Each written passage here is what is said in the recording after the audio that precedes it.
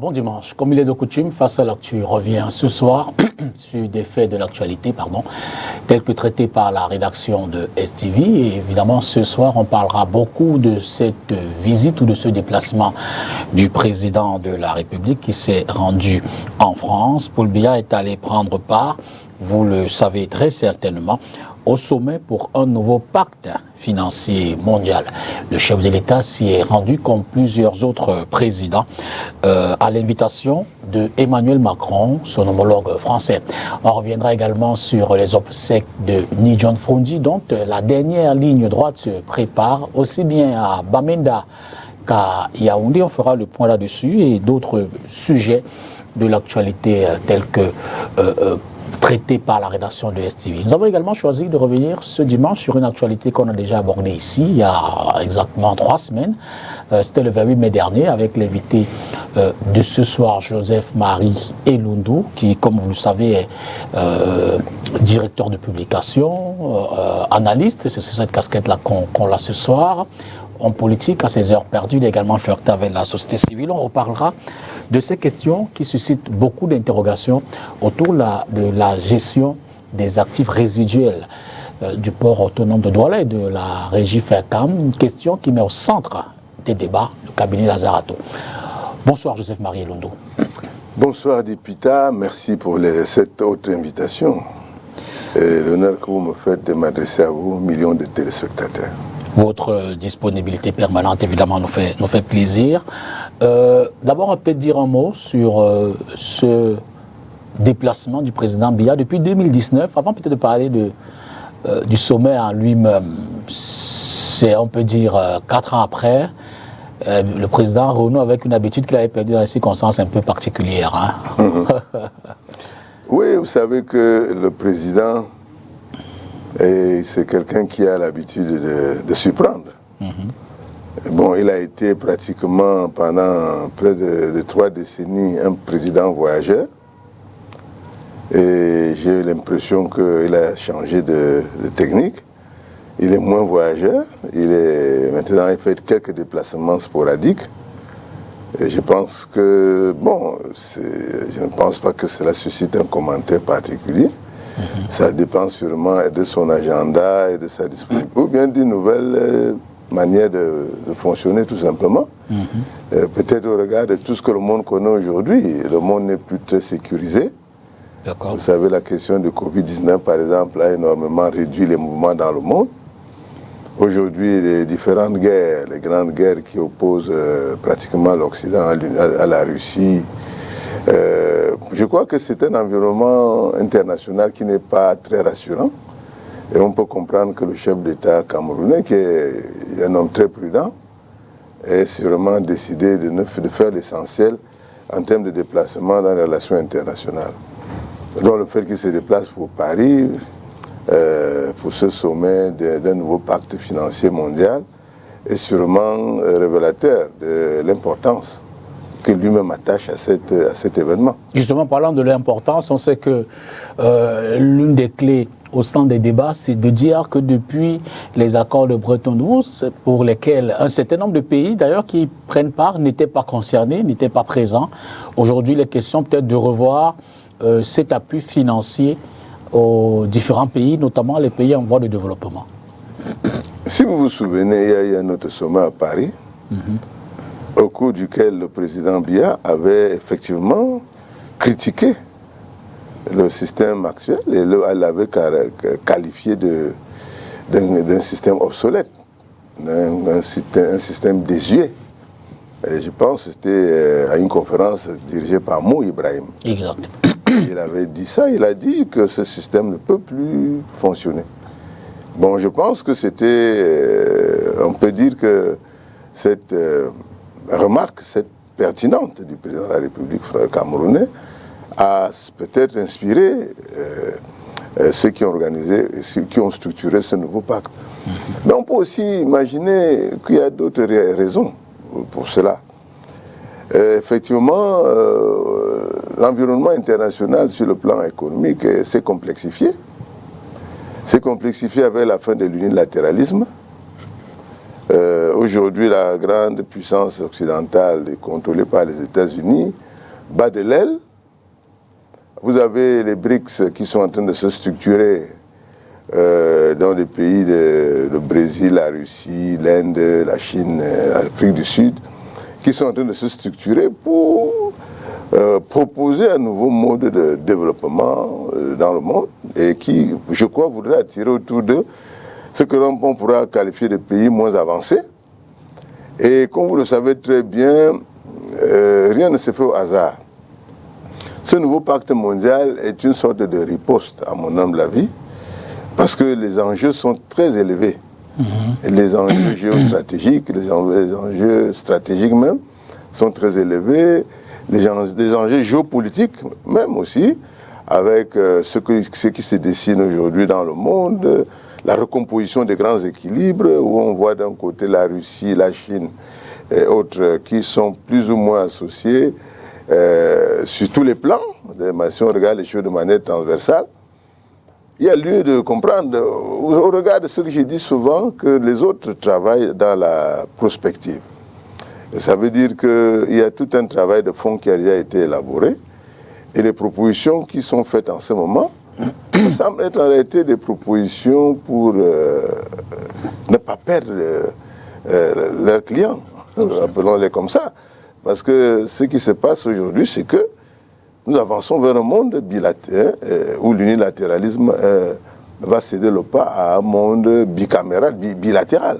Avec le repositionnement de la Russie. Avec les nouvelles forces du BRICS. Du BRICS, voilà. Et l'Occident et ses méthodes anciennes, qui lui-même est obligé de voir avec les apports du BRICS que s'il ne révise pas ses positions, évidemment, il va perdre la main sur le contrôle du système mondial en termes de finances, en termes de puissance même, de puissance économique et même de puissance stratégique.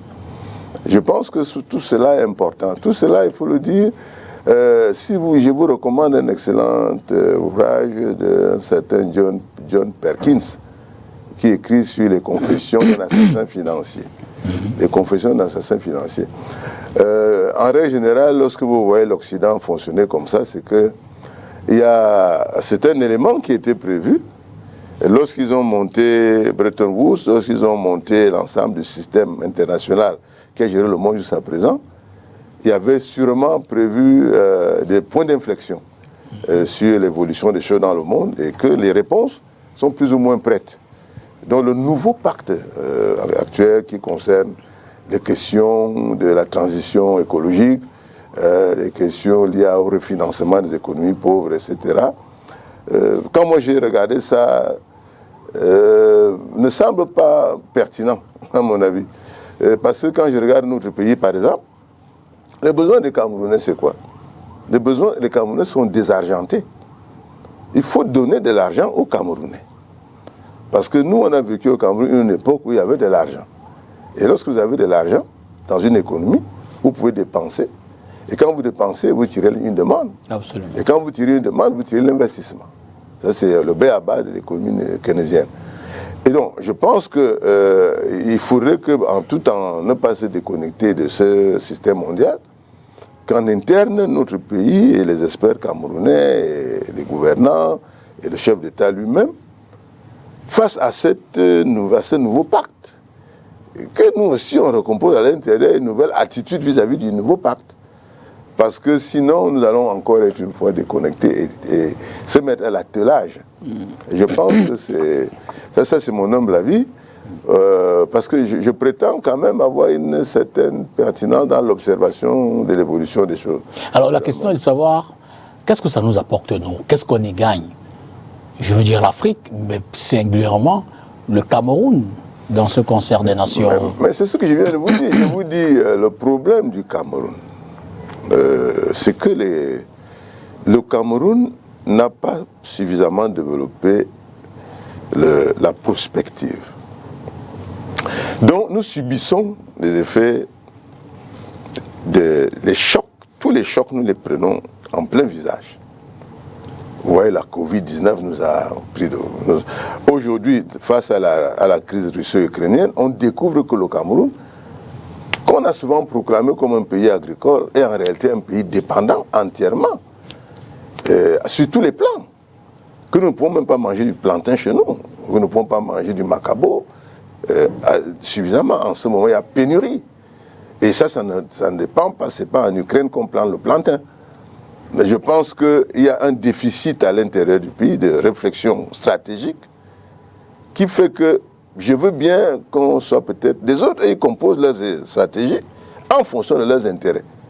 Est-ce que les dirigeants camerounais, franchement, travaillent dans le sens de faire face au choc, proposer des solutions, élaborer des stratégies leur permettant de tenir, ne serait-ce que minimalement, sur des questions liées à la famine? Dans un pays dont les chiffres des surfaces cultivables sont simplement impressionnants. Absolument. On vous dit que nous avons 7 millions d'hectares de terres arables. Ça veut dire qu'on ne peut pas comprendre aujourd'hui que le Cameroun souffre des questions de famine. Vous savez très bien qu'au Cameroun, depuis le congrès, le comice agro-pastoral de Bolova, le président de la République a prescrit l'agriculture de seconde génération. Absolument. Mais aujourd'hui, nous sommes à l'agriculture peut-être de troisième ou quatrième génération. Aujourd'hui, on fait l'agriculture sous serre. Aujourd'hui, on fait l'agriculture vraiment microbiologique, où vraiment on calcule tout, l'eau est calculée, c'est fait à travers des ordinateurs qui gèrent l'eau pour les plantes, etc. Mais moi, j'entends parler d'agriculture de seconde génération dans des slogans. Il y a donc un réel problème, c'est que les Camerounais, en fait, je veux dire, ceux qui gouvernent le Cameroun, ne semblent pas voir des enjeux stratégiques qui vont gouverner le monde demain. Et les autres qui proposent un nouveau pacte mondial, parce que ce que vous entendez là est très fort. Nous sortons de Bretton Woods, qui a consacré l'économie occidentale, qui a consacré un modèle, d'abord, à cette époque, nous sommes dans les années 44, où nous nous retrouvons à la fin des années 80, nous rentrons dans une phase où le monde est complètement dominé par le libéralisme et le néolibéralisme, où la Russie et l'Union des républiques socialistes est battue sur le plan idéologique, et l'Amérique prend les devants. Et aujourd'hui, ils ont également observé que les choses sont en train d'être modifiées en leur défaveur, et ils ont décidé de créer un nouveau pacte. Donc nous sommes dans un nouveau paradigme, nous sommes dans un changement radical. Absolument. Et il faut absolument que nous, Camerounais, on s'en rende compte et que nous planchions sérieusement. En avons-nous les capacités, les moyens, les politiques? C'est surtout de la volonté politique qu'il va s'agir. Je ne peux pas faire l'insulte aux Camerounais de ne pas être à la hauteur. Vous savez, au Cameroun, nous avons un agrégé au kilomètre carré. Donc, vraiment, si on doit trouver des économistes, je peux vous les citer à l'appel, qui sont de niveau mondial. Nous avons des mathématiciens, nous avons des hauts statisticiens, nous avons le personnel qui permet au moins de commencer à tracer un train global des évolutions. Et si on ne peut pas le faire, ça veut dire qu'il y a un déficit d'une volonté politique de prendre en main le futur. D'accord. Et de sortir des micmacs quotidiens qui constituent malheureusement aujourd'hui la préoccupation majeure des Camerounais. Le tribalisme, le vivre ensemble, les haines, etc. Voilà les préoccupations du Cameroun au moment où le monde est en train d'enclencher un nouveau pas de géant dans le futur.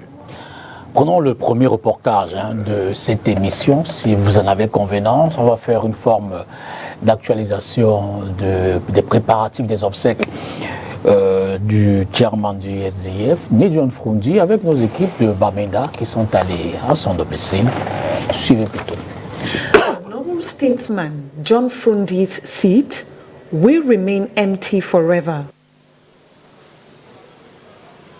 Churches, groups, and well-wishers have continuously thrown their tributes to the fallen SDF national chairman. Party militants admit his void at the helm of the party is irreplaceable. Bamenda to sympathizers and the entire country. However, I must admit that the national chairman was an epitome of democracy. He was not only a political leader.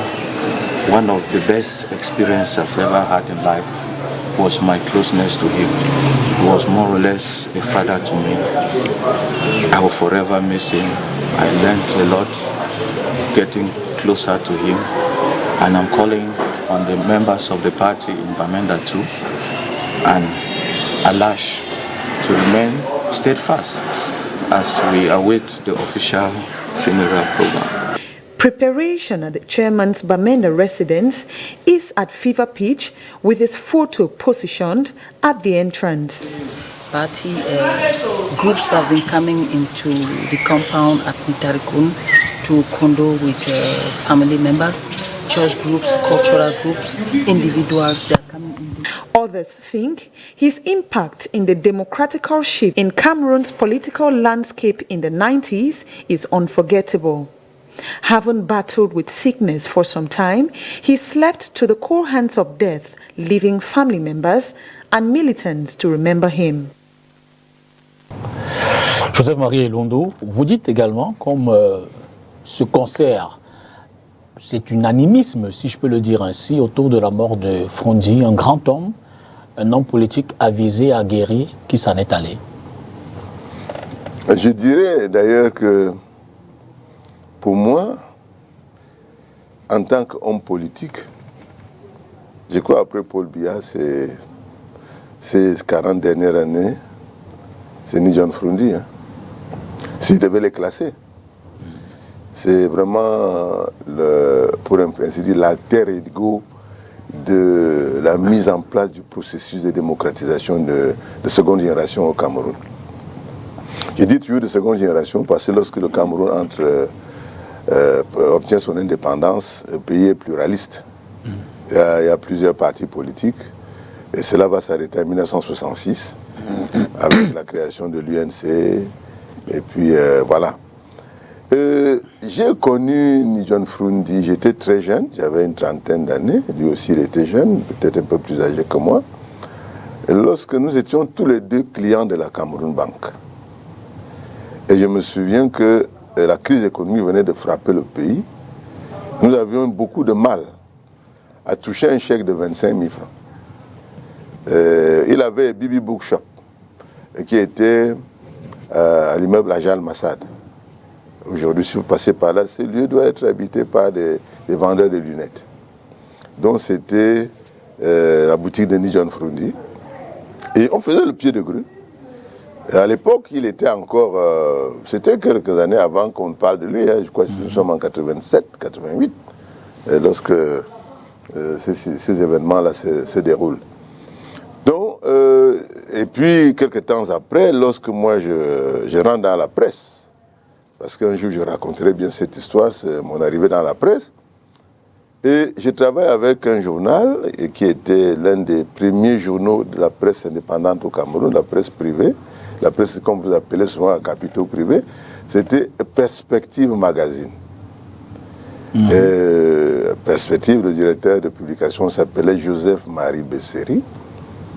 J'ai eu la chance, je veux dire la grâce, l'honneur même, de couvrir la première, les moments chauds de la démocratie à partir des premières heures en 90. Donc j'ai assisté à un meeting extraordinaire du chairman John Frondi à l'Omnisport de Yaoundé, à l'esplanade de l'Omnisport à Yaoundé.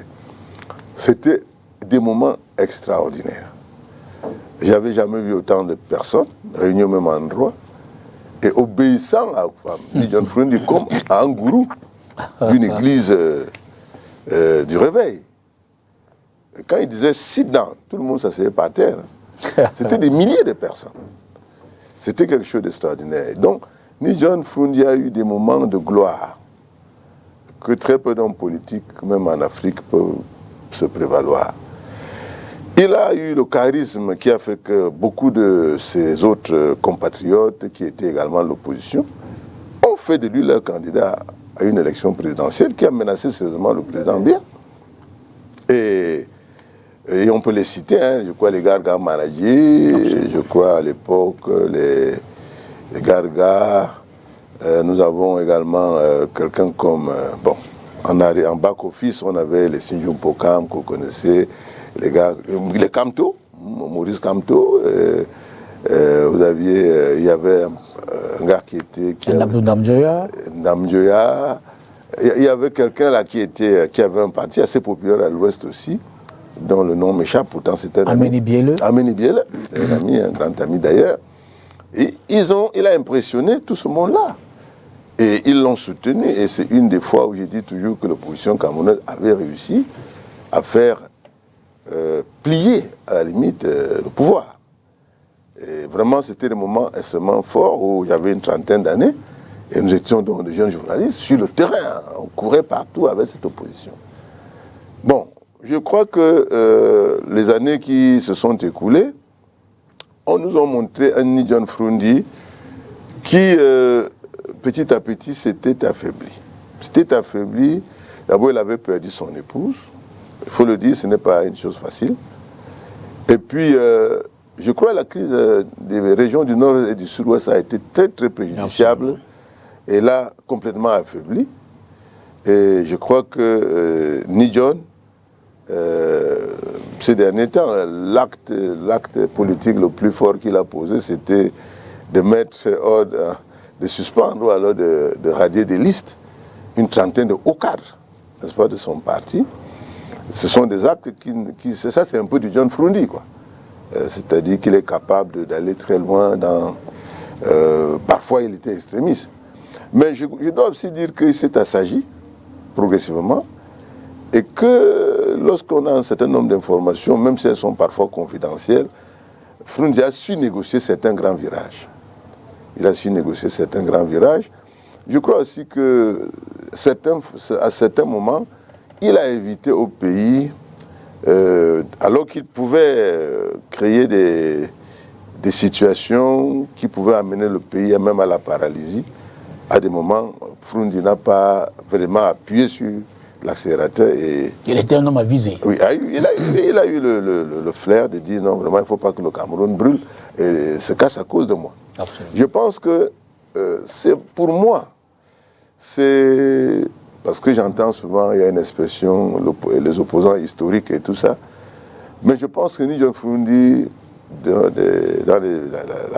depuis 90, 89, on peut dire que c'est l'opposant historique par excellence. On doit pouvoir consacrer ça dans les mémoires et dire qu'il était une fois un grand homme politique, un opposant au régime, un régime très rusé, très futé, un régime conduit de main de maître par un grand politicien qui a fait 40 ans au pouvoir au moins, et que Ni John Froundi a été l'un des principaux opposants à ce régime-là.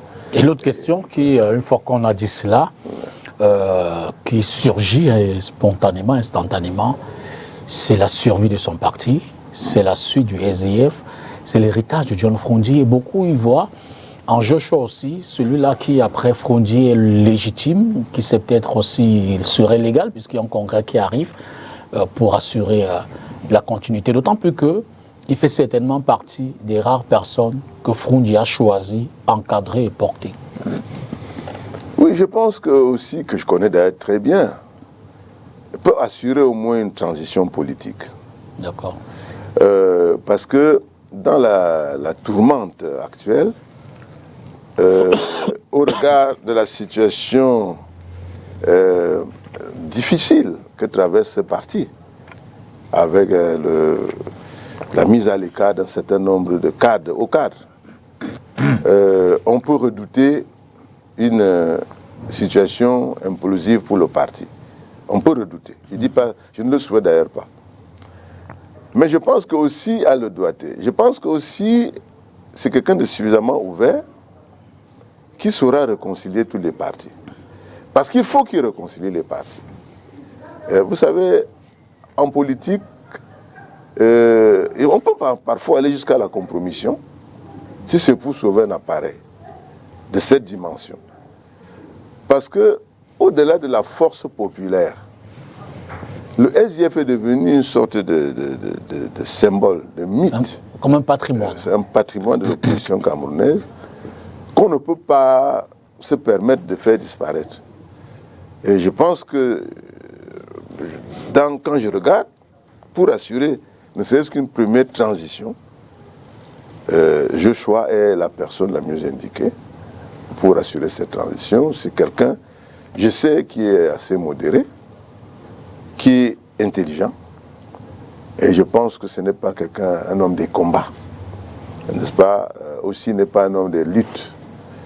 Et je crois que même ceux qui ne sont pas d'accord avec lui, au regard du signal que la mort nous donne, aux morts, que dans ta victoire, il y a un repli méditatif nécessaire. Je m'adresse ici à certains de mes amis, tels que les Wafo, n'est-ce pas, que je sais également très pertinent et certainement dont j'ai lu un témoignage extrêmement poignant. Je pense également que des gens comme le député Nietzsche et autres, chacun va mettre un peu d'eau dans son vin pour qu'effectivement ce parti retrouve sa sérénité et continue à jouer le rôle efficace que le tient, surtout en ce moment où le nord et le sud-ouest du Cameroun sont dans cette situation inconfortable pour l'ensemble de la nation camerounaise. D'accord. Parlons donc de cette autre affaire dont on a évoqué, que j'ai évoquée à l'entame, pour revenir sur les actifs résiduels et notamment le rôle qu'a joué le cabinet Lazaratou autour de cette histoire. D'abord, en quelques grandes lignes, vous nous aviez planté le décor lors de la dernière émission sur l'origine de ces actifs, leur valeur et ce contexte-là. On va se demander pourquoi il revient aujourd'hui. Bon, il faudra peut-être d'abord le rappel de cette histoire. Bon, vous savez que l'histoire de l'économie camerounaise est très intéressante. Il faut la faire connaître aux générations actuelles et celles de demain qui vont voir comment le pays a évolué.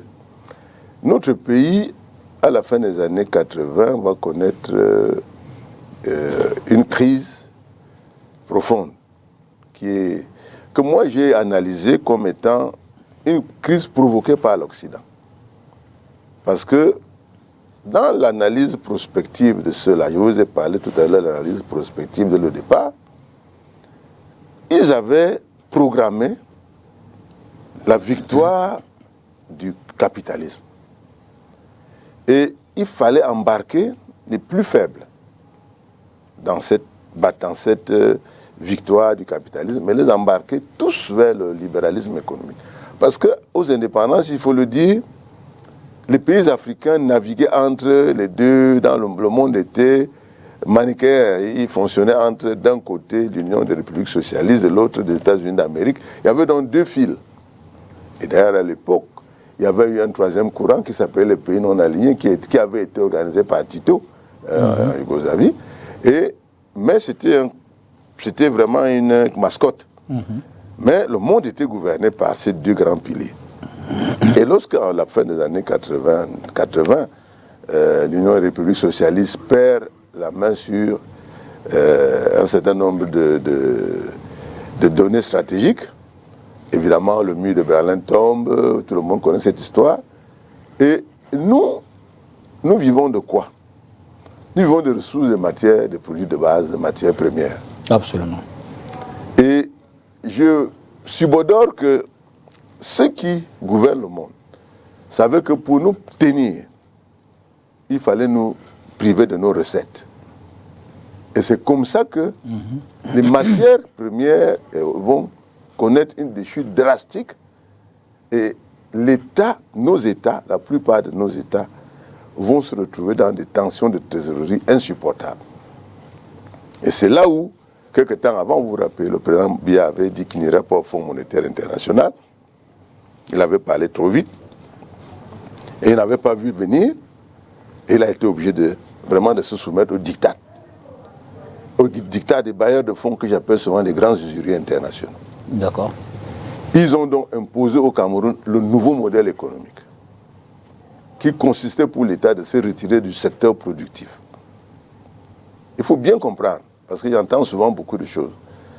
Nous faisons l'analyse froide. Absolument. Donc, l'État devait se retirer du secteur productif. Et or, l'État du Cameroun jusque-là est un État investisseur. C'est un État opérateur économique qui crée des entreprises à tour de bras, Parce que l'État du Cameroun, à ce moment-là, est un État qui a de l'argent, fourni par l'ONCPB et bien d'autres ressources. Donc, on est en train de financer, on a plus de 200 entreprises d'État. On vous dit non. Si vous voulez que nous vous soutenions dans la situation économique difficile qui est la vôtre, que l'État se retire du secteur productif. Voilà ce qui se passe. Et que toutes les entreprises qui étaient du portefeuille de l'État soient privatisées. Certaines furent liquidées. Parce que beaucoup vivaient de subventions. Des subventions de l'ONCPB qui étaient liquides. Absolument. Bon. Et l'État a donc s'est plié à cette exigence des bailleurs de fonds. Et on s'est mis à privatiser. Privatiser, si vous voulez dire quoi? Je l'ai expliqué ici, que privatiser une économie, c'est mettre à la disposition de l'initiative privée les moyens lui permettant de contrôler l'économie. Or, dans le cas d'espèce, on a compris la privatisation comme la vente des entreprises de l'État. Et mieux, la vente des entreprises de l'État à qui? Puisque le secteur privé camerounais ne disposait pas des moyens lui permettant de racheter. Et donc, on se trouve devant une situation assez difficile où c'est le grand capital international, qui va s'emparer des sociétés les plus juteuses. Certaines vont être fermées, certaines vont être réhabilitées, certaines sociétés d'État, elles existent encore, qui ont fait à l'époque des contrats de performance, etc. Il y avait des expressions comme ça. Au finish, il y a eu une commission pour la privatisation et liquidation des entreprises publiques et parapubliques qui avait été créée, un comité de réhabilitation qui avait été créé. Et c'est ces deux institutions-là qui contrôlaient l'ensemble des ventes et des... Bon, certains disent braderie, je préfère rester très très gentil. Et en ce moment-là, jusqu'en 2006 donc, on a bouclé les privatisations, c'est-à-dire que les ventes avaient été arrêtées. Il se trouve donc qu'il y a un cabinet qui est contrôlé par un certain Lazare Adou, un jeune homme, qui est toujours jeune à ce jour, ça veut dire qu'à l'époque il était encore plus jeune, et qui décide, qui par des démarches internes avec le système, réussit à convaincre les partenaires, le partenaire principal qui était l'État, qui pouvait continuer à chercher s'il y avait encore des biens qui n'avaient pas été identifiés par les liquidateurs. Et l'État du Cameroun va être d'accord avec lui pour aller chercher ces biens-là qu'on appelle donc les actifs résiduels. Les actifs résiduels donc étaient donc, il fallait les sauvegarder. Donc c'est le cabinet de M. Atou devait sauvegarder les actifs résiduels. D'accord. Et cela s'est achevé par un contrat avec l'État du Cameroun où il est bien prescrit que ce travail est à ses risques, charges et périls. Au risque, charges et périls du cabinet en question, qui devait être rémunéré à travers un pourcentage prélevé sur les actifs qu'il aura retrouvés. Une innovation cependant. Il se trouve qu'à l'époque, la dernière fois, je vous ai dit que les actifs étaient à 65 milliards au départ. Mais en fait, ceux qui gouvernaient à l'époque, le ministre des Finances à l'époque, avaient déclaré qu'il y avait 0 actif. Et avait d'ailleurs demandé une autorisation de décaisser 13 milliards pour satisfaire, apurer les différents actifs.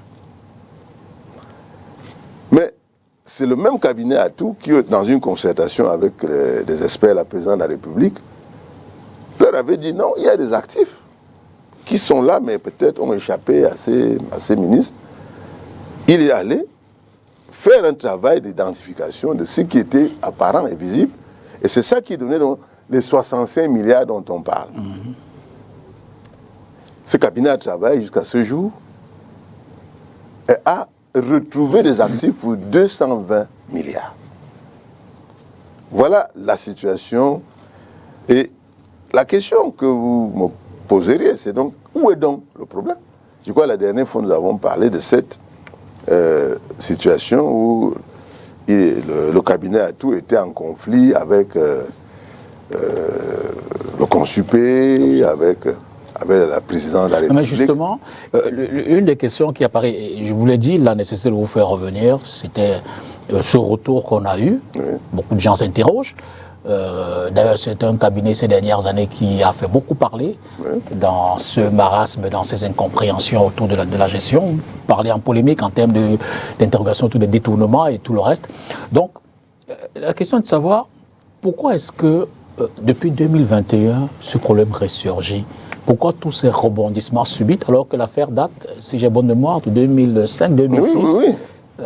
Oui, en fait, encore que votre question rencontre une autre pertinence. C'est que lorsque cette affaire rebondit, le cabinet Atou attend la réaction de la présidence suite à un rapport d'un comité interministériel dirigé par le Premier ministre chef du gouvernement qui avait donné le quitus à ce cabinet, qui avait félicité le cabinet pour le bon travail qu'il avait effectué, à savoir apporter plus de 200 milliards supplémentaires à ce qui était là au départ. Et moi, personnellement, pour avoir souvent travaillé dans les enquêtes économiques, je rappelle au passage, j'ai travaillé dans de grandes enquêtes économiques au Cameroun. C'est dans l'affaire du programme de reconversion de l'économie par la banane plantain, qui était un programme présidentiel qui n'a jamais décollé, pour des raisons presque similaires, où des hauts cadres de l'administration qui étaient supposés piloter cette affaire l'avaient tout simplement torpillé. Dans l'affaire de le complexe agro-industriel sucrier de Tikondi, dans l'interzone Bertois-Batouri, où effectivement j'avais conduit une enquête sur le terrain là-bas, où un jour on révélera aussi ça, mais c'était encore, c'était des projets de haute intensité de main-d'œuvre, des projets qui aujourd'hui seraient très, très utiles pour le pays, qui avaient été torpillés.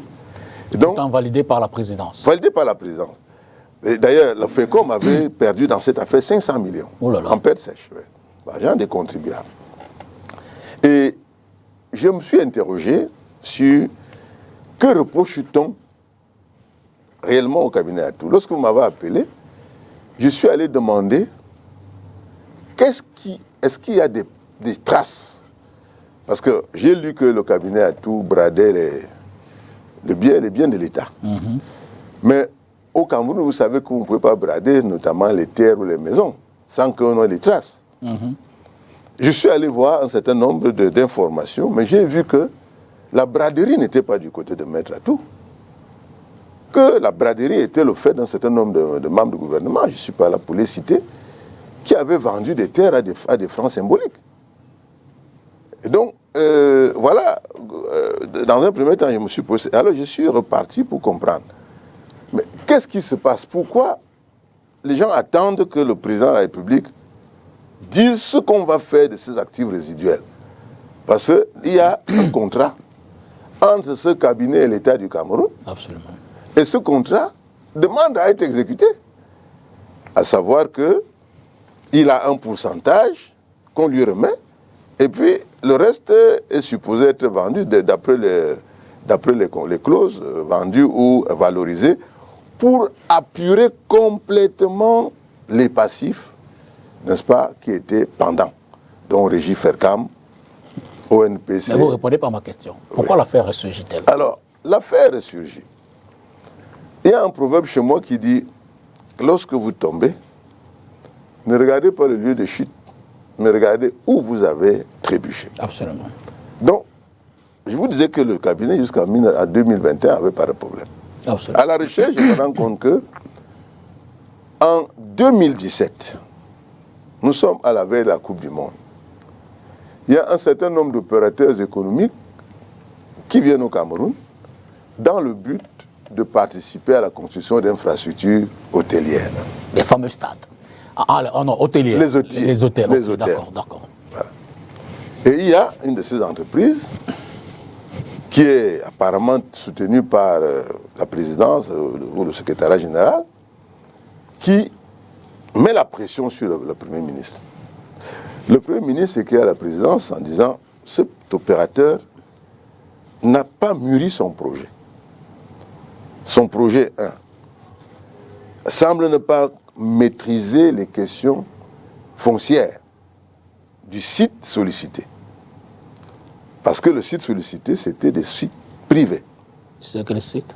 C'était le site de Dikolo. Ah, d'accord. Parce que c'est Dikolo, justement. L'affaire Dikolo. C'est là où commence Dikolo. Ok. Donc, le Premier ministre fait 2 lettres très claires que je détiens. Donc, ces lettres-là, moi, je dis, ce sont des lettres du Premier ministre chef du gouvernement à travers son SGPM, qui écrit à son homologue SGPR en lui disant « Cet opérateur n'a pas maturé, n'a pas mûri son projet à Dikolo. » Mais le secrétaire général, la présidente de la République, demande, passe outre ces informations précieuses du Premier ministre, qui avait mené une enquête, qui avait mis ses équipes sur le terrain, et dit, on ne peut pas lui donner ça, c'est pas possible. Il dit non. La DPU, il fallait qu'il a mis à contribution le MINCAF pour que le MINCAF donne ces terres-là à cet opérateur. Mais entre-temps, ce n'était pas le seul opérateur. Il y avait un autre opérateur qui, lui, également, avait demandé un site. Vous nous faites peur. Il y aura un deuxième Dikolo à Douala? Non, il n'y aura pas un deuxième Dikolo. Je vous laisse poursuivre. Non, justement, parce qu'effectivement, celui-là va bénéficier des actifs résiduels. D'accord. Le président de la République, qui est donc au courant, qui a des actifs, demandera à travers son DCC au cabinet Atout de vendre une partie du patrimoine de la régie du chemin de fer, notamment là où se trouve la direction générale à Bonanjo. D'accord, non loin de... Voilà, de vendre cet espace à ce nouvel acquéreur, à ce nouvel investisseur, afin qu'il y installe un hôtel 5 étoiles. Vous voyez donc que là où se trouve la direction générale de la régie, et Dikolo, c'est à quelques... Absolument. Donc, la construction de ce nouvel hôtel vient mettre en difficulté le projet Dikolo, soutenu par contre par le secrétaire général. Et c'est là où les problèmes commencent, parce que l'instruction du président de la République va être contrariée par celle de son secrétaire général, qui écrira au DCC en lui disant que sur haute instruction du chef de l'État, il faut arrêter. Non, je ne vous ai pas dit que le cabinet Atout, avec les autorités compétentes, le ministre des Finances et tout, va effectivement effectuer l'opération de vente de ce patrimoine au nouvel acquéreur. Est-ce que dans ce cas-là, les conditions de vente ont-elles été respectées? Mais dans les règles de l'art, puisque l'opérateur en question a reçu... Les différents ministères impliqués, le processus... Tous sont impliqués. D'accord. Tous. Vous savez, on ne peut pas vendre cet endroit en cachette. Absolument. Et surtout si c'est un opérateur privé, c'est-à-dire le cabinet Lazare Atout, bien qu'il soit en partenariat, a l'obligation de faire des enregistrements et de requérir même la présence Absolument. des équipes des ministères concernés qui ont l'expertise nécessaire et qui ont le personnel qui permet de faire de telles opérations. Donc c'est bouclé jusqu'au titre de propriété. Donc l'investisseur reçoit ça. Et quand il a reçu et qu'il veut démarrer les travaux, le secrétaire général qui a reçu effectivement toute la documentation, au regard du fait qu'il avait été lui-même amplié de la lettre du président de la République demandant au cabinet Lazare Atout de céder cet espace, vous comprenez qu'il est informé, c'est le secrétaire général, la présidente. Donc on ne peut pas faire cela sans lui. Absolument. Qui décide donc de demander au cabinet Atout de retirer cet espace à ce nouvel acquéreur. Ce qui est juridiquement impossible, tout au moins, qui va être extrêmement difficile à réaliser. Pourquoi? Mais vous avez déjà donné les titres. La vente est effectuée. Vous avez fait la vente est effectuée. Tout pour revenir. L'État a signé, tout est signé, le MINCAF, tout le monde a signé. Donc tout le monde est d'accord au départ. Donc on dit, on ne vend plus. Et il demande au cabinet Atou de surseoir à serment, qui lui répondra qu'il n'a pas la capacité juridique de le faire. Et c'est donc à ce moment-là que les problèmes commencent avec le cabinet Atou, où le secrétaire général à présent, par une autre instruction, va demander que l'on suspende le mandat du cabinet Atou, qui va demander par une autre instruction que le ministre des Finances, le MINCAF, le PAD se partagent les actifs résiduels. Que le PAD prenne les actifs de l'ex-ONCPC, l'ONPC, l'Office national des ports du Cameroun, que le MINCAF prenne les actifs, je crois, de l'ex-Régie Fercam, et que, je crois, la SRC devait prendre des actifs de l'ONCPB, ou alors vice-versa.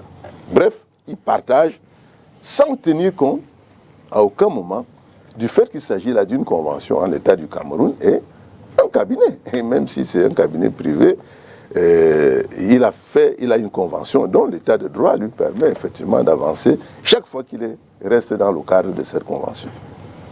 Et c'est comme ça donc que les différents acteurs qui ne peuvent pas exécuter, parce que personne ne se sent la capacité d'exécuter dans les délais, d'exécuter aussi de manière aussi cavalière des instructions qui sont assez complexes, parce qu'elles ont quand même en face d'elles une instruction présidentielle, ne vont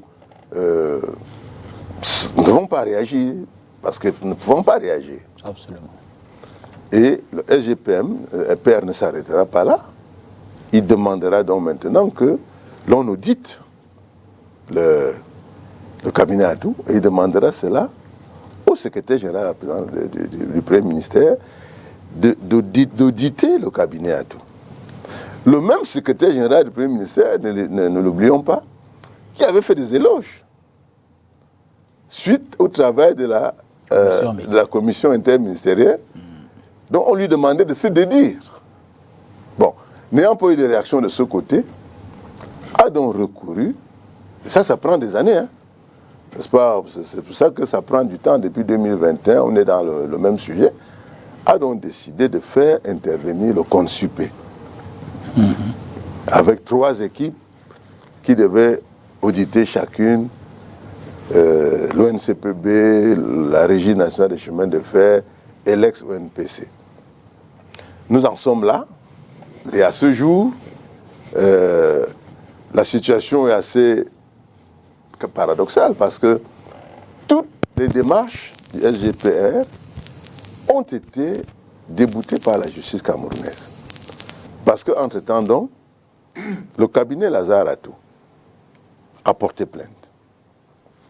D'abord, a dénoncé une tentative de détournement des deniers publics à travers une affaire qui se joue au port de Douala. Parce que lorsque j'ai interrogé certains intervenants pour demander, mais quelle est la relation? Pourquoi est-ce que vous demandez que la dénonciation est-elle en rapport avec le cabinet Atou? Alors, on m'a répondu que les biens de l'ex-ONPC avaient pour but d'aller couvrir une opération de détournement de près de 53 milliards. Alors je vais bien vous expliquer. Lorsque le port autonome de Douala passe entre les mains de l'actuel directeur général, cette institution a près de 17 milliards dans ses comptes. Et trouve que le port autonome de Douala, le mur de sécurisation avait déjà été réalisé à près de 40%. Le mur de sécurisation qui a donc donné lieu à un nouveau marché. Un marché qui s'élevait à 53 milliards. Le cabinet Lazare Atou se rend donc compte que les biens dont il a la sauvegarde de l'ex-ONPC sont en train d'aller vers d'être récupéré par le PAD. En réalité, ce qui s'est passé, c'est que les 53 milliards qui devaient servir pour financer le marché de sécurisation avaient été tout simplement virés vers des comptes extérieurs, vers des paradis fiscaux. Et le port autonome, la fameuse clôture, aurait été financé par des fonds présents dans le territoire. Donc on a sécurisé les 53 milliards, mais pour les banques, il fallait garantir les prêts ainsi consentis à travers les biens immobiliers de l'ex-ONPC, qui n'étaient pas loin de 60 milliards évalués par le cabinet Atout. C'est donc pour cela qu'ils portent plainte. Et d'ailleurs, à cet effet, le patron du PAD avait été entendu, je crois, par le TCS. Voilà l'imbroglio. Il portera donc plainte, il dénoncera d'abord, et puis il portera plainte pour que toutes les lettres qui avaient été adressées, tendant à paralyser l'action du cabinet, soient annulées, et la justice camerounaise a annulé ces lettres-là, du SGPR, des hautes institutions du chef de l'État. Voilà globalement. Joseph Mariello, Oui. je sais qu'en tant que professionnel, je ne franchirai pas le pas, mais je veux dire que les informations que vous apportez ce soir sont d'une telle sensibilité qui me pousse à vous le demander. Comment est-ce qu'on fait pour les avoir? Je veux dire que je vous sais ancien roturier, mais avoir toutes ces informations, ça interroge. Vous savez, depuis tard, des enquêtes économiques ont renversé des gouvernements.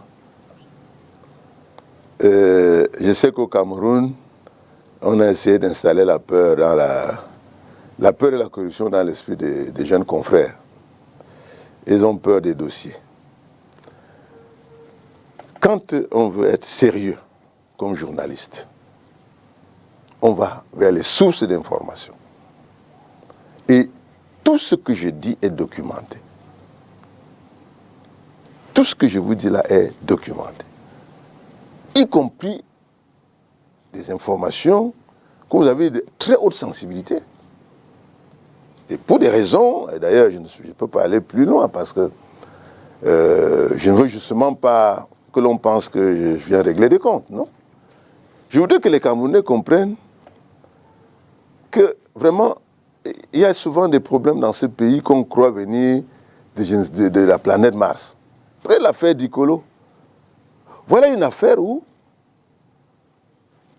des gens sont informés que ce territoire ne peut pas être cédé à des privés.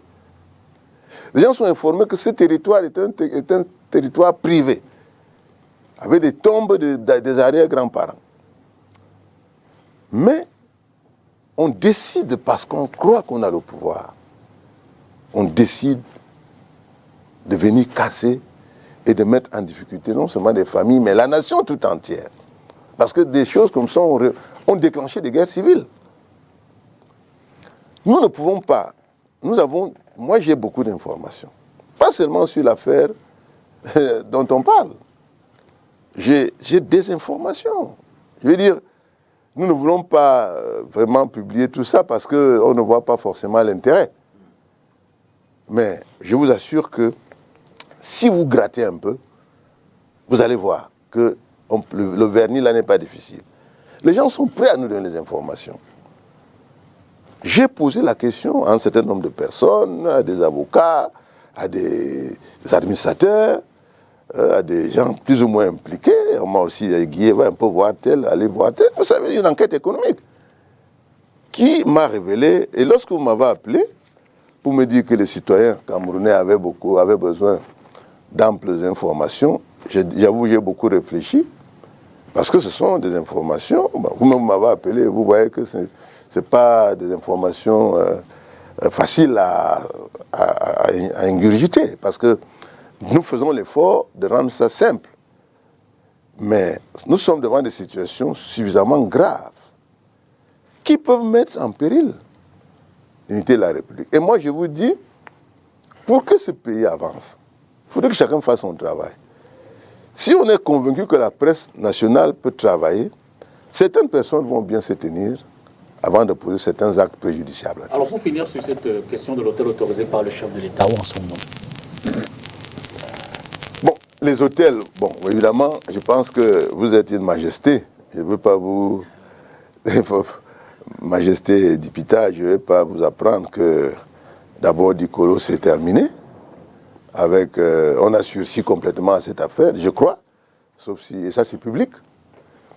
Mais justement, l'hôtel demandé par le président de la République, les gens sont venus pour mettre en œuvre leur hôtel, mais le SGPR a fait empêcher les travaux avec des gendarmes qui viennent sur le site et empêchent que l'on travaille et que l'on mette cet hôtel en place.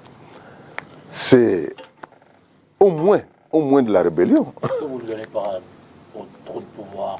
Je veux dire que le président est-il au courant de tout cela? Et laisse-t-il faire? Bon, moi je ne suis pas l'informateur du président. Moi je vous dis ce qui se passe, c'est-à-dire que les gens ont acheté, cet espace est vendu. Il appartient désormais à un groupe. Le moment venu, si vous voulez, on donnera le nom du groupe. Il est là, le groupe veut faire le boulot, c'est-à-dire mettre en place à cet endroit un hôtel 5 étoiles. La ville de Douala n'en a pas. Et des gendarmes sont allés interdire cela, la construction de cet hôtel. Et selon nos informations, selon nos sources, cela a été ordonné par le principal collaborateur du chef de l'État lui-même, qui a prétendu que le dossier de cet investisseur-là est sur sa table, à lui, la table du secrétaire général, depuis plus de 2 ans. Quoi, je crois depuis... Nous qui avons investigué dans cette affaire, je dis que nous les profanes, nous qui regardons de loin, les protagonistes sont quand même, d'une part, vous avez longuement cité le PAD, mais aussi le cabinet Atout, qui n'est pas forcément sain. Et justement, au fur et à mesure qu'on évolue dans ce qui nous revient, c'est que ce cabinet est permanemment accusé de malversation financière. N'avez-vous pas, à ce niveau, des éléments pour l'illustrer, pour le démontrer? Est-ce qu'on peut remettre cette question de malversation au vu et au su du public? Bon, en m'engageant dans cette investigation, et en acceptant de venir devant vous, je voulais me rassurer que, effectivement, je ne suis pas en train de jouer dans le camp de quelqu'un. C'est-à-dire soutenir tel et ne pas soutenir tel. J'ai demandé, est-ce qu'il y a des éléments probants? Parce que ce que le cabinet Atout gère, ce n'est pas des bonbons. C'est des domaines. Des domaines qui étaient des domaines des entreprises, la Régie nationale des chemins de fer, l'ONCPB, l'ex-ONPC. Ce sont des domaines importants. Ça se chiffre en des milliers d'hectares. Vous savez, à Yaoundé, par exemple, lorsque vous côtoyez le chenal du Mfundi, si en Vokatanambara, il y a de très belles villas là. C'était le domaine de la régie des chemins de fer que les ponts du régime se sont partagés. Comment ça? Oui, mais ces maisons-là appartiennent à des gens. On ne sait pas qui se les sont appropriés par des techniques qui n'ont rien à voir avec les techniques prévues par la méthode des actifs résiduels. Parce qu'il faut préciser que les actes de vente des actifs résiduels sont permis pour apurer les passifs. il faut expliquer ce que signifie même apurer les passifs. Parce que parfois on parle comme ça, on voit que tout le monde comprend. Lorsque les entreprises ferment, elles ferment avec des dettes. C'est-à-dire que l'ONC, prenons la Régie nationale des chemins de fer a fermé avec des milliers de personnes qui n'avaient pas eu de leur argent. Il est donc question, chaque fois, de désintéresser progressivement les gens au fur et à mesure que l'on valorise un actif. On dit, bon, monsieur, bon, vous devez 1 million, venez prendre, bon, vous devez tant, venez prendre.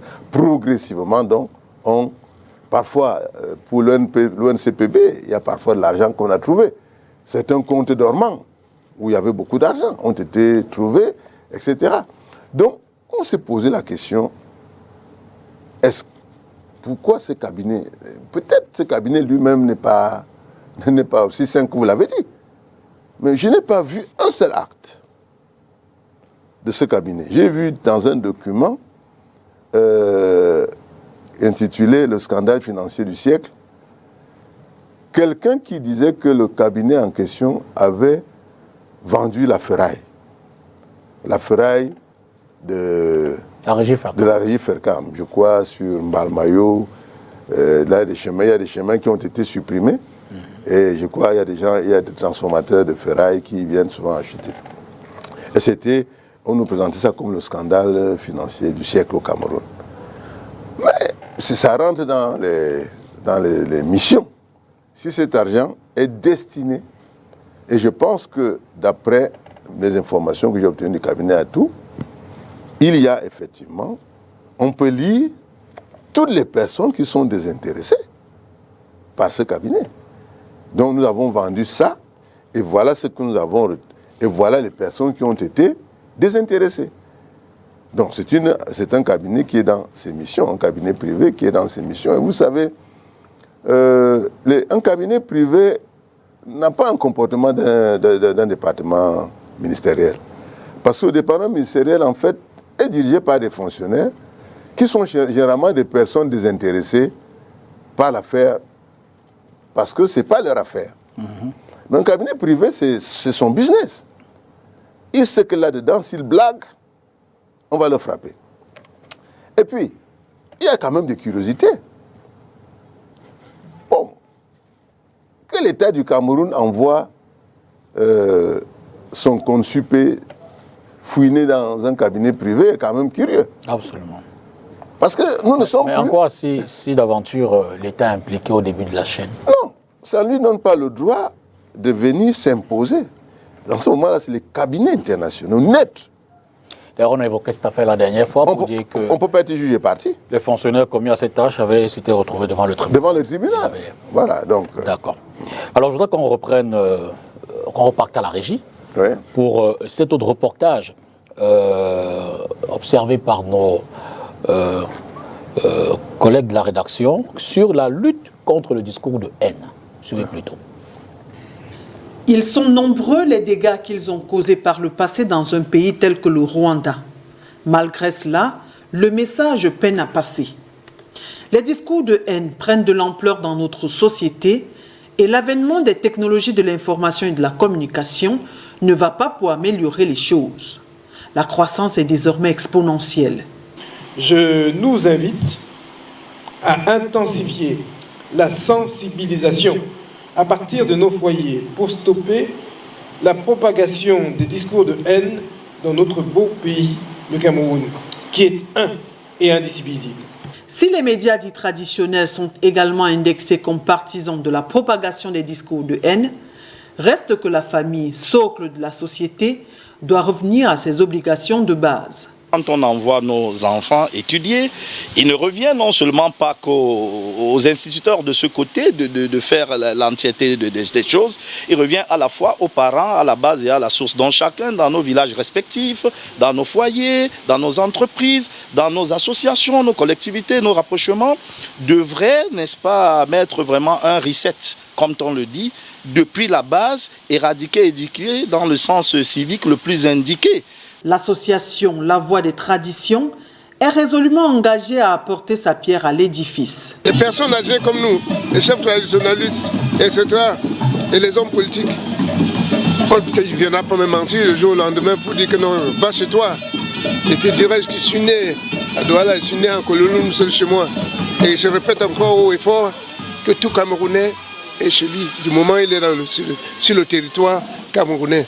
Passé la sensibilisation et l'éducation, la sanction devrait prendre le pas, question de dissuader les plus hostiles.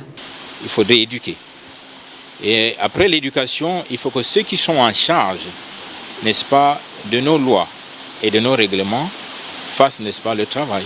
Le politique doit faire le travail, les religieux doivent faire le travail, celui, n'est-ce pas, de toujours rappeler, de toujours enseigner, de toujours réunir les gens, et ceux qui doivent faire la justice contre ceux qui, n'est-ce pas, qui balancent les propos haineux dans les médias, dans les presses et partout, que la justice fasse son travail. Ce 18 juin 2023 s'est célébré la 2e édition de la Journée internationale de lutte contre les discours de haine. Le gouvernement a récemment lancé le plan national pour l'éducation et la formation à la culture citoyenne. Société civile, autorités religieuses et traditionnelles lui emboîtent le pas. L'objectif, éradiquer les discours de haine dans notre société. Joseph-Marie Elondo, une problématique qui revient, ces discours de haine qu'on retrouve sur les réseaux sociaux, d'ailleurs souvent sur les plateaux de télévision, vous les hommes politiques. C'est une problématique qui non seulement doit cesser, mais je veux dire, quelle est l'alchimie pour y parvenir? Il y a... le mal est profond, mais je pense que le mal est abordé de manière superficielle.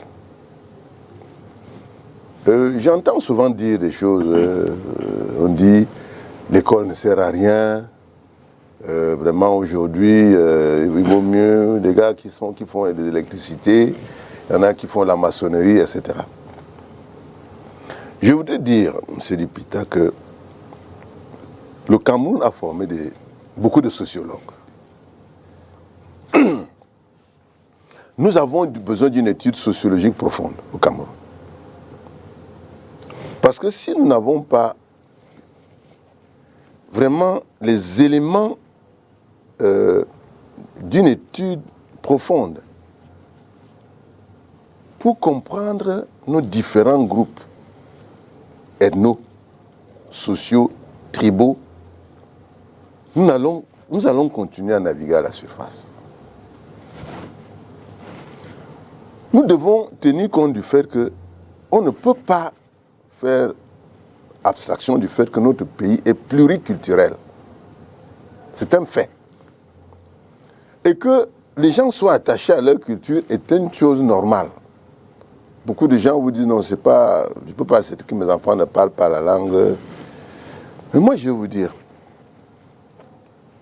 au-delà de cette agitation, de ces passions, il faut poser des actes qui ne sont pas forcément la répression.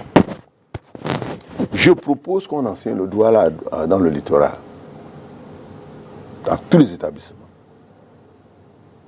Je propose qu'on enseigne à Yaoundé, les Wondo, les Tonnes, enfin, dans la Léquier, à tous. On s'en fout. Si vous êtes... Mais, monsieur, il y a une faculté pour enseigner le chinois au Cameroun. Pourquoi on n'enseigne pas nos langues? Pourquoi est-ce que...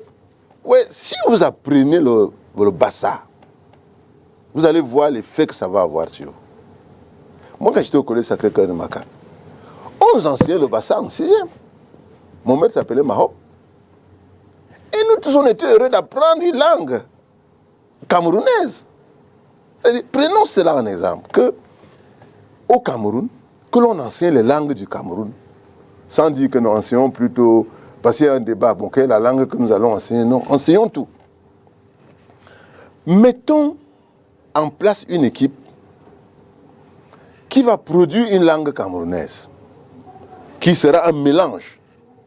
Et cette langue-là doit faire les mathématiques, elle doit faire la physique, elle doit faire, je sais pas moi, toutes les matières, la géographie, en cette langue-là, comme l'arabe. Ça, c'est ce que j'appelle un travail de fond, qui ne peut donc pas prendre 2 jours. Là, c'est un peu une affaire de business.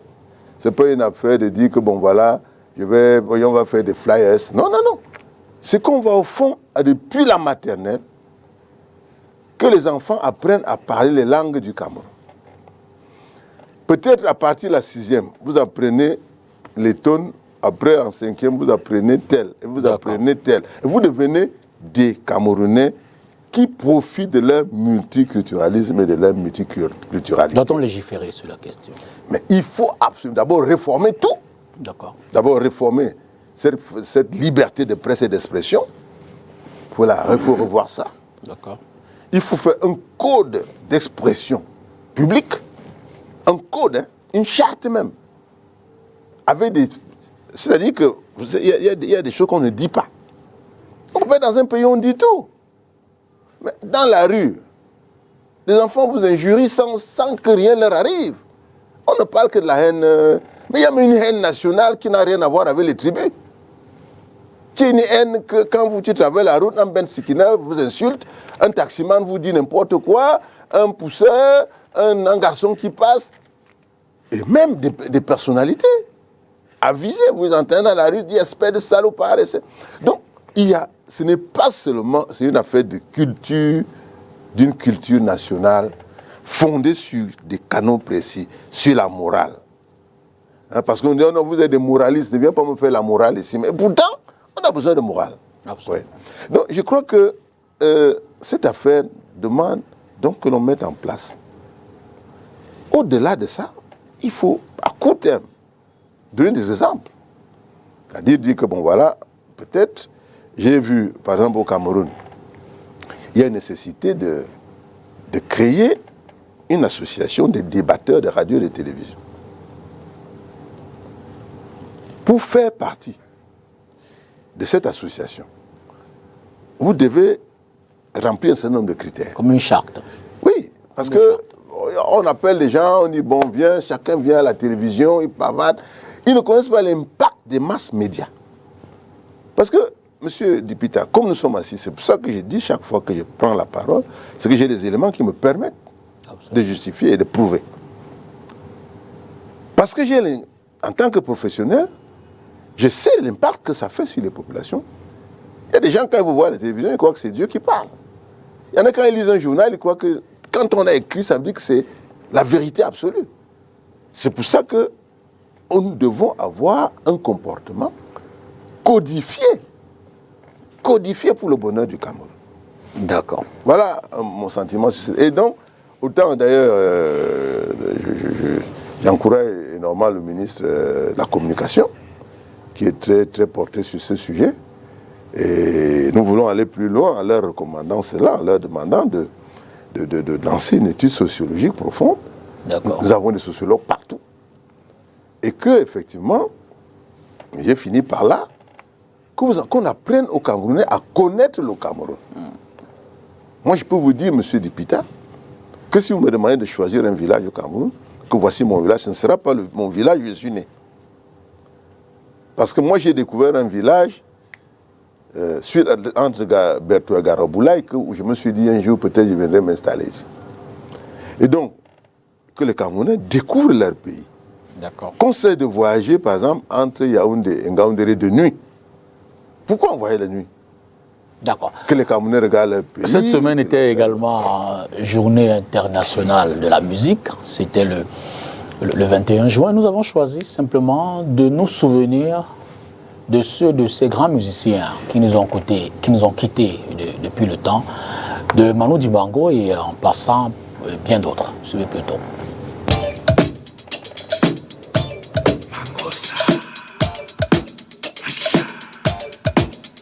Il fait incontestablement partie des plus grandes voix, ambassadrices de la musique camerounaise dans le monde. Au-delà de la voix, Manu Dibango, c'était surtout son saxophone. Papa Groove s'éteint le 24 mars 2020 en France. Il a 86 ans.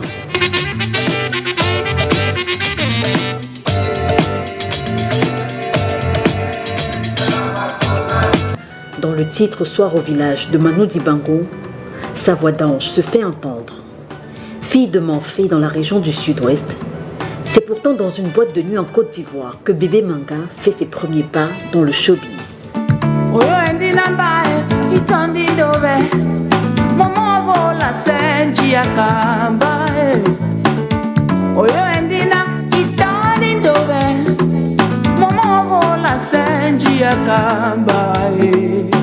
Bébé Manga décède le 1er juillet 2011, maintenant sans avoir collaboré avec d'autres grands noms de la musique camerounaise, tels que Tom Jones, le blanc de Dibombari, lui aussi décédé aujourd'hui.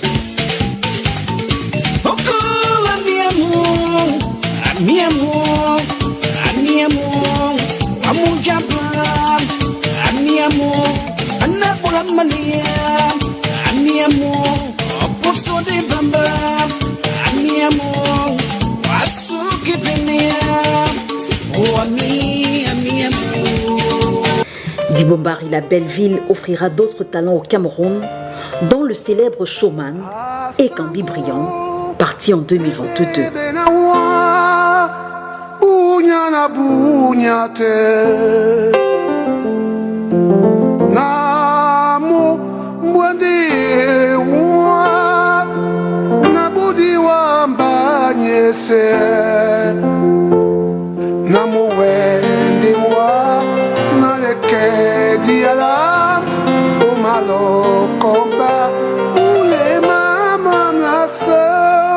Lui n'aura pas la chance de vivre au-delà de ses 33 ans, brutalement arraché à la vie après une courte maladie.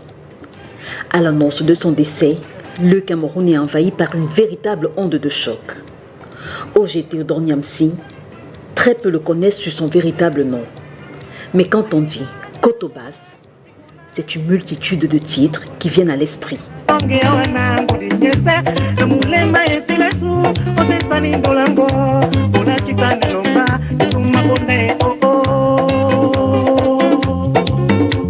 Si je vous dis, on m'avait toujours dit que c'est très souvent le samedi qu'on te voit passer pour aller danser.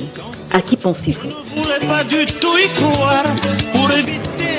Tchana Pierre, né en 1945 à Bangoulap dans l'ouest du Cameroun, décède le 18 novembre 1998 en nous laissant tout de même de nombreux titres comme « Il n'est jamais trop tard ». Il n'est effectivement jamais trop tard pour un voyage dans le passé musical camerounais. Jamais trop tard, il n'est jamais trop tard. Mes amis vont en voiture, mes copains vont en voiture, moi je vais à pied. Ganzeux qui nous remet dans nos émotions, évidemment. Toutes ces grandes figures, c'est quelques-unes, hein. On ne peut pas toutes les énumérer, mais je crois qu'à travers celles qu'on a vues ce soir, on peut écraser une autre goutte de larmes. Cela dit, on va peut-être terminer cette émission. On en était à parler de l'éradication des discours de haine. Vous évoquiez à l'instant un certain nombre d'éléments pour la vulgarisation de nos langues, entre autres, l'éducation davantage des enfants ou de l'opinion à plus de tradition. Mais il n'y a pas que cela, vous dites. Il y a également le tourisme de masse. D'accord. Et ça, j'interpelle le ministre du Tourisme. Il faut mettre en place un crédit touriste au Cameroun et organiser les vacances au Cameroun de sorte que les Camerounais puissent découvrir leur pays et le connaître. Beaucoup de gens vivent entre Bonamoussadi et Akwa toute leur vie, n'ont jamais été à Yaoundé, n'ont jamais été à Bertois. Il faut que les Camerounais découvrent et qu'ils voient que voici vraiment notre pays et qu'il nous appartient.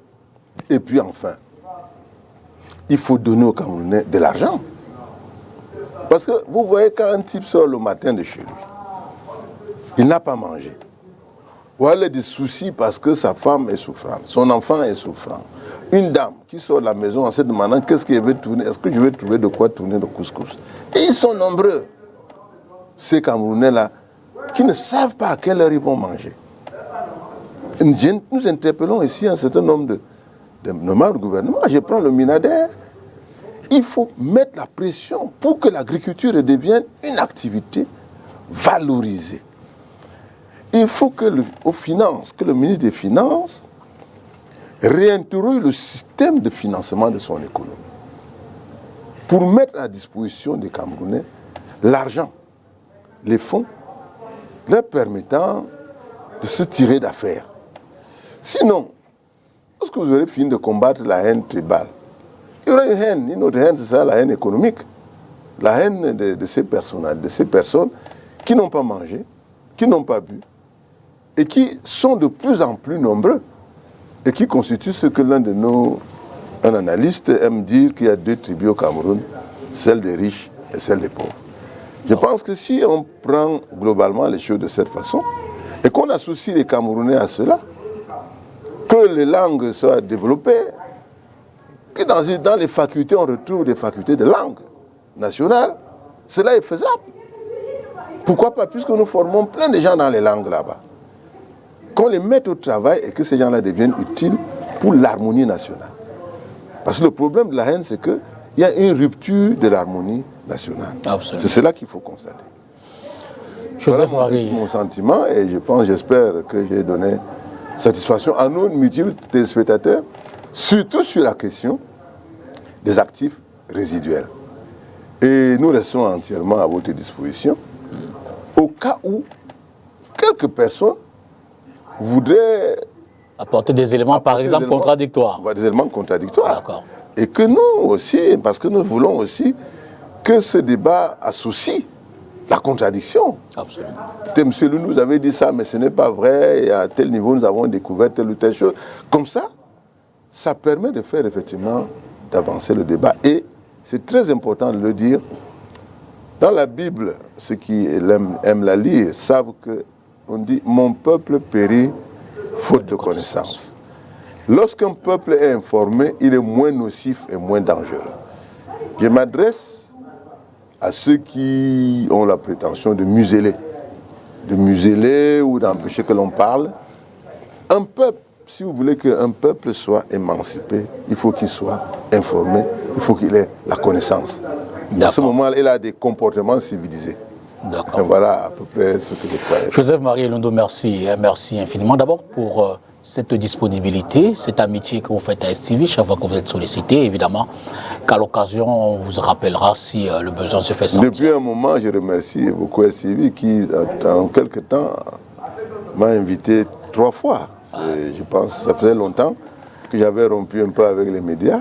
Merci beaucoup. Bon, mais merci effectivement pour cette... On vous sait également à l'aise sur les questions politiques. Le moment viendra. Merci. Merci. En tant qu'ancien militant, par exemple, du MRC, entre autres. Voilà, du MRC. Et puis moi-même, j'avais le Paradis comme parti politique que j'étais en train de promouvoir. On ne sait jamais, peut-être le Paradis va revenir sur scène. D'accord. Bon, il y a le côté, je suis écrivain également, absolument, vous le savez. Absolument. La dernière fois, vous avez fait l'amitié de je vous ai offert Paul Biya, le disque, je peux le présenter, lui. Oui, bien sûr, bien sûr. Le disque Paul Biya, le disque dur. Et c'est un essai. Ou l'héritage des générations. D'accord. Et vous disiez que vous êtes en train de travailler sur un ouvrage à propos de... Oui, j'ai un certain nombre d'ouvrages qui sont prêts. Sur Ndongo Somba Jean Bernard, j'ai fini. L'ancien président. Qui est parti dernièrement. J'ai un joli petit ouvrage également sur Sokodju. D'accord. Sokodju Jean Rameau, les chemins de la réconciliation nationale. D'accord. Qui est prêt. Et je suis en train de préparer quelque chose pour le chairman Nidjan Frondi. Merci, bon retour à Yaoundé. Merci également. Merci à vous, madame, messieurs, et toujours de suivre cette émission et de nous faire des retours lorsque vous en avez besoin. Nous restons à l'écoute. Bonsoir, bon dimanche. Demain, c'est lundi. D'avance, je vous souhaite un excellent début de semaine.